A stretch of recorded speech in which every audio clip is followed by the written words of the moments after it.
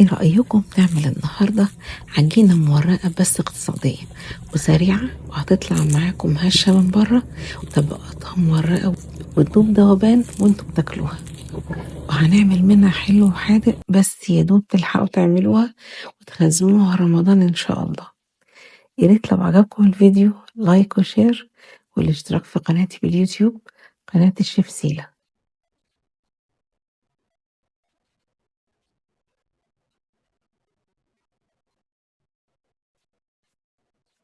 ولو عندكم أي سؤال يا ريت تكتبوه وأنا شرفني جدا إن أنا أرد عليكم.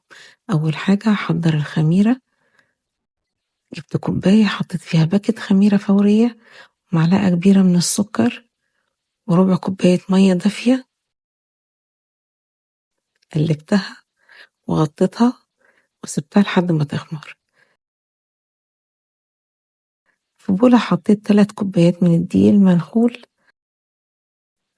عليهم معلقة كبيرة من البيكنج باودر ورشة ملح وحبة متوسطة من البيض بدرجة حرارة الغرفة، يعني سبتها 10 دقايق بره التلاجة قبل ما استعملها. خفقت البيضة وضفت عليها نص كوباية من الزبادي وكانت الخميرة خمرت، ضفتها عليهم وحطيت تلت كوباية من الزيت. بدأت أضيف المية الدافية شوية بشوية، كل مرة ألم العجينة وأشوف هتحتاج مني مية ولا لأ.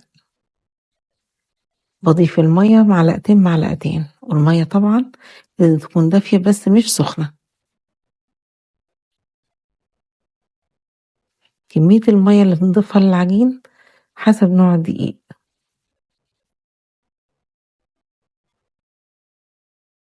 بلمها الأول بالسباتيولا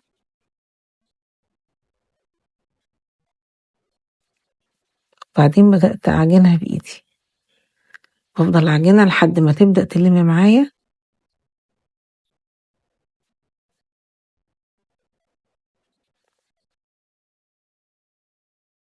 العجينة طرية لكن بطلت تلزق في إيدي. بصوا كده هي تمام، ده القوام اللي أنا عايزاه.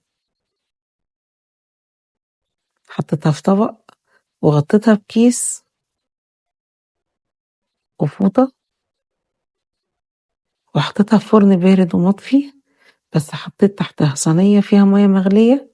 لو المية المغلية بردت وحسيتوا ان العجينة مرتفعتش معاكم كفاية، غيروا المية الباردة بمية مغلية، ودي احسن طريقة للتخمير وخصوصا في فصل الشتاء. ما شاء الله العجينة ارتفعت كويس. هخرج منها الهواء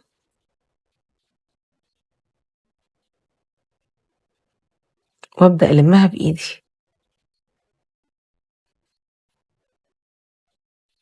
بص قوام العجينة في منتهى الجمال.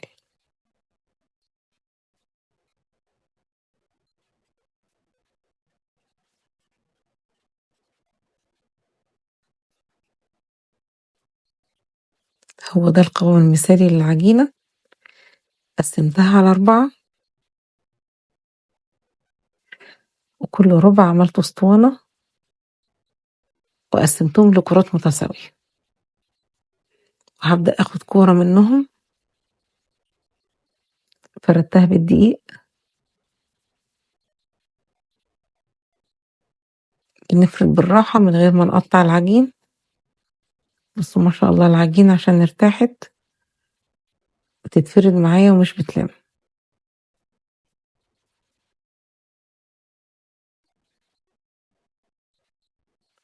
دهنتها بزبدة مذابة، حطيت كمية كويسة وطبقتها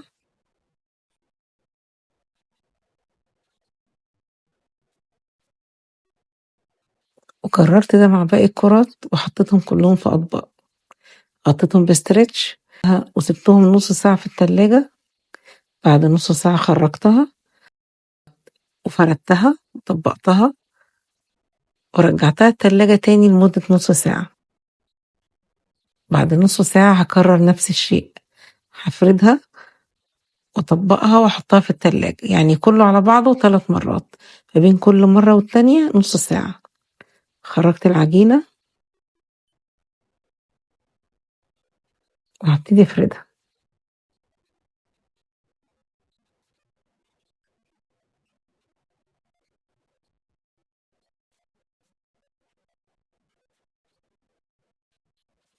هابتدي أقطّعها على شكل مستطيلات علشان تبقى شكل الباتيه.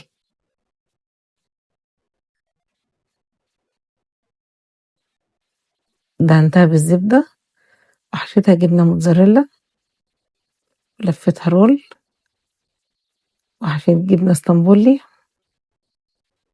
علشان ما يبقاش فيها سوايل، حشيت جبنة قريش بس حطيت عليها معلقة من السمن علشان لمّا تدخل الفرن ما تنشفش، وطعمتها بحبة البركة وحشيت بيها الباتيه.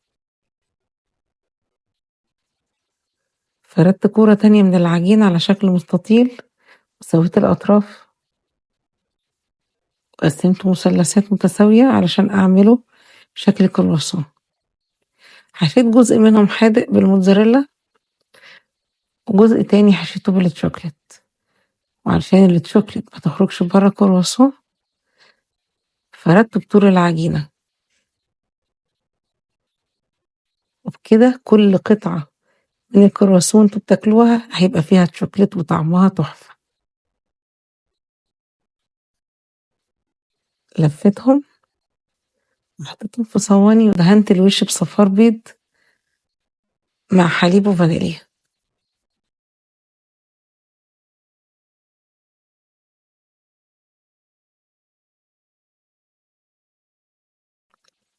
حطيتهم في فرن سابق التسخين على درجة حرارة 200. أخدوا حوالي تلت ساعة، وطبعا ده بيختلف من فرن للتاني.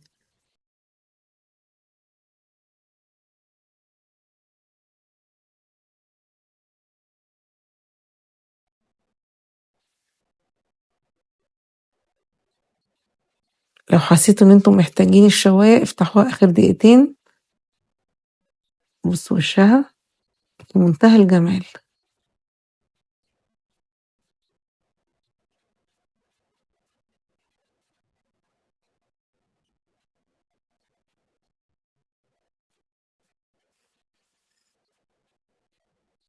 لو الفرن عندكم فيه مروحة مش هتحتاجوا تفتحوا الشواية، هتلاقوها هي اتقرمشت من فوق واخدت لون حلو ما شاء الله. استووا وشهم بقى دهبي.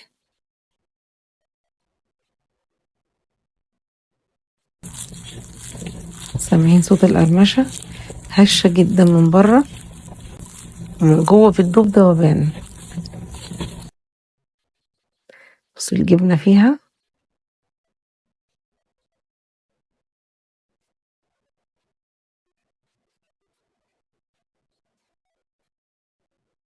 طعمها رائع. اللي الشوكليت فيها هي في منتهى الجمال. الشوكليت السبريد اللي انا حشيت بيها اللي انا عاملاها في البيت.